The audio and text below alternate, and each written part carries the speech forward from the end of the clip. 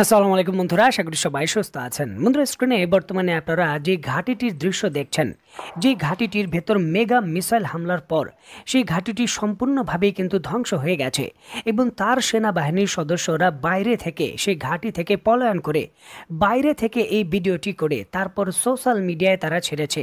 এটা কিন্তু পৃথিবীর অন্য কোনো দেশের ঘাঁটি নয়, খোদ যুক্তরাষ্ট্রের যে সামরিক ঘাঁটি রয়েছে সিরিয়ার ভেতর, সেই ঘাঁটির দৃশ্য এটি।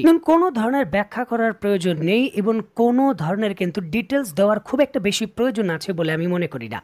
যে এই ধরনের আক্রমণ সেই ঘাঁটিটির আসলে কি ধরনের ক্ষয়ক্ষতি করেছে এবং সেই ঘাঁটিটি আসলে কতটুকু ব্যবহারের এখন উপযুক্ত রয়েছে, সেই জিনিসটা সম্পর্কে সামরিক বিশেষজ্ঞরা বলছেন যে এখনই পালাও এবং পরিত্যাগ করো, সেটার উপযুক্ত নেই। অত্যন্ত গুরুত্বপূর্ণ এই বিষয়টিকে কিন্তু করে স্ক্রিনে নিশ্চয়ই আপনারা দেখতে পাচ্ছেন, খোদ ইরানের বিখ্যাত সংবাদ মাধ্যম প্রেস টিভি তাদের সংবাদে কিন্তু নিশ্চিত করেছে যে সিরিয়ার ভেতর, পুরো ইরান থেকে সিরিয়ার ভেতর দিয়ে লেবাননে যাওয়ার যে রাস্তা ছিল, সেই রাস্তায় কন্ট্রোল করা যে বিশাল ঘাঁটি ছিল যুক্তরাষ্ট্রের, সেই ঘাঁটিটির ভেতর মেগা মিসাইল আক্রমণ করা হয়েছে।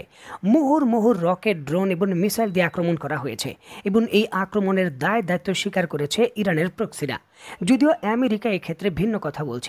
আমেরিকা নিজে এই রকেটের ছবি প্রকাশ করে বলেছে যে এই রকেট তৈরি করা হয়েছে ইরানের আইআরজিসির মাধ্যমে এবং ব্যাপক পরিমাণে নিক্ষেপ করা হয়েছে। এবং নিশ্চয়ই দেখতে পাচ্ছেন যে যুক্তরাষ্ট্রের যে ঘাঁটি রয়েছে, সেই ঘাঁটির ভেতর এখনো গেড়ে রয়েছে এই ইরানের তৈরিকৃত যে রকেটগুলো রয়েছে, সেগুলো অনেকগুলো কিন্তু এখনো বিস্ফোরণই হয়নি।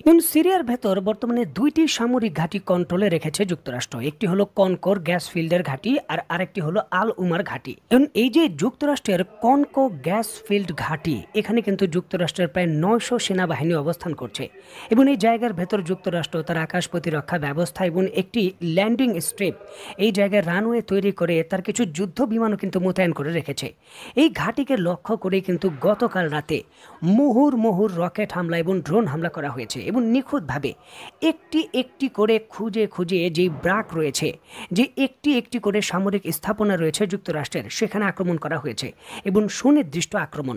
বিষয়টা অনেকটা এরকম নয় যে আক্রমণ করা হলো আশেপাশে যুক্তরাষ্ট্রকে সতর্ক করার জন্য, বিষয়টা এরকম নয়। নিশ্চয় আপনারা দেখতে পাচ্ছেন একেবারে সুনির্দিষ্টভাবে এই ঘাঁটির ভেতর যেই সকল অবকাঠামোর জায়গা রয়েছে, সেখানে আক্রমণ করা হয়েছে। যদিও এই জায়গায় এমন তথ্য রয়েছে যে এখানে কিন্তু গোয়েন্দা তথ্য আগেই যুক্তরাষ্ট্রকে বলে দেওয়া হয়েছিল যে এই ঘাঁটিটিতে আক্রমণ করা হবে, যার জন্য যুক্তরাষ্ট্রের সেনা সদস্যরা এই ঘাঁটির বাইরে অবস্থান করছিলেন। কতজন সোলজার আসলে এই ঘাঁটির বাইরে অবস্থান করছিলেন এবং কতজন আহত হয়েছেন, এই বিষয়ে সুনির্দিষ্ট এখনো কোনো তথ্য নেই। তবে মধ্যপ্রাচ্যের বিভিন্ন সংবাদ মাধ্যম যেমনটা তাদের খবরে দাবি করছে যে এই সংখ্যাটা কিন্তু মোটেও কম নয়, একটা বড় সংখ্যা হতে পারে।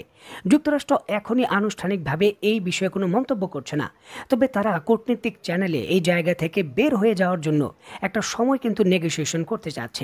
সিরিয়ার ভেতর যে ফুয়াদ নদী রয়েছে, তার কাছে এই যুক্তরাষ্ট্রের যে ঘাঁটিটা রয়েছে, কথিতভাবে সন্ত্রাস দমনের নাম করে এখনো কিন্তু যুক্তরাষ্ট্র সিরিয়ার ভেতর সেই ঘাঁটিটা রেখে দিয়েছে।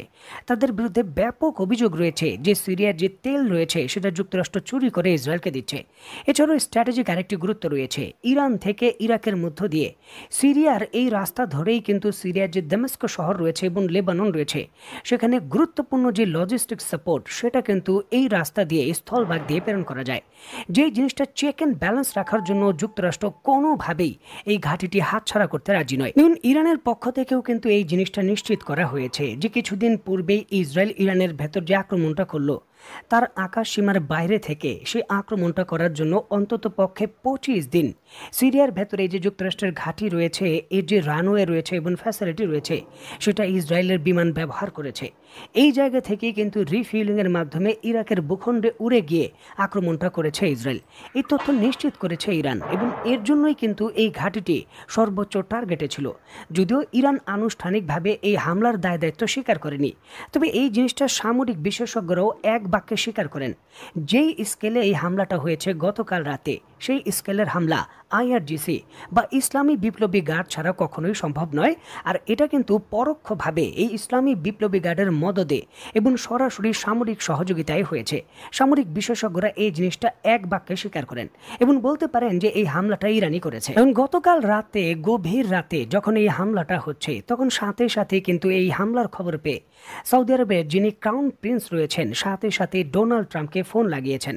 গভীর রাতে প্রিন্স সালমান ডোনাল্ড ট্রাম্পকে ফোন করে বলেছেন যে আমরাও কিন্তু আতঙ্কে আছি যে কখন ইরান এই ধরনের হামলা তারা সরাসরি না করে প্রক্সিদের মাধ্যমে আমাদের ভূখণ্ডে করে বসে, কারণ তারাও কিন্তু সহযোগিতা করছে। বিষয়টা হলো যে চোরের মন কিন্তু পুলিশ পুলিশ। যে মধ্যপ্রাচ্যের বর্তমান সংকটময় পরিস্থিতির ইস্যুকে কেন্দ্র করে গভীর রাতে যখন সৌদি যুবরাজ মিস্টার মোহাম্মদ বিন সালমান ডোনাল্ড ট্রাম্পকে ফোন লাগিয়েছেন, তখন ডোনাল্ড ট্রাম্পও কিন্তু শক্তিশালী কঠোরভাবে সৌদি আরবকেও কিন্তু সহায়তা করেছে, যার প্রমাণও কিন্তু বোঝা যাচ্ছে। এবং ডোনাল্ড ট্রাম্প যেই মাপের জিনিস, তিনি কিন্তু কোনো কথা রাগ ঢাক রেখে বলেন না আর কখনো বলবেনও না।